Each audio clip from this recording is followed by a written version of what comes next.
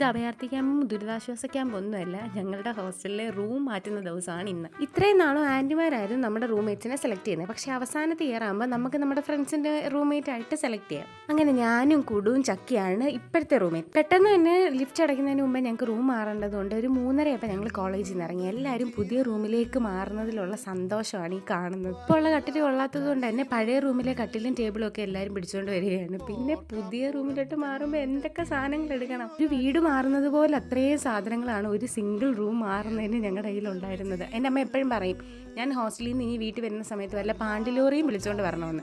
അപ്പം ഞാൻ അമ്മയെടുത്ത് പറയുന്നത് അത്രയ്ക്ക് സാധനങ്ങളൊന്നും ഇല്ലായിരുന്നു. പക്ഷെ ഒരു റൂം മാറുമ്പോൾ നമുക്ക് മനസ്സിലാവും നമ്മുടെ കയ്യിൽ ഉപ്പ് തൊട്ട് കർപ്പൂരം വരെ ഉണ്ടായിരുന്നു. അങ്ങനെ റൂമൊക്കെ വൃത്തിയാക്കി എങ്ങനെയൊക്കെയോ ഈ കുഞ്ഞു കുഞ്ഞു സാധനങ്ങളൊക്കെ അറേഞ്ച് ചെയ്ത് അവിടെ വെച്ചിട്ടുണ്ട്. നിങ്ങളിപ്പോൾ ഈ കണ്ടുകൊണ്ടിരിക്കുന്നതാണ് എൻ്റെ സൈഡ്. നല്ല പണിയെടുത്തത് കൊണ്ട് തന്നെ നല്ല ക്ഷീണം ഉണ്ടെങ്കിൽ കുറച്ച് നേരം ഒന്ന് ഉറങ്ങണം. ഇനി പുതിയ റൂംമേറ്റ്സ്, പുതിയ റൂം. അപ്പോൾ നെക്സ്റ്റ് വീഡിയോയിൽ കാണാം. ടാറ്റാ.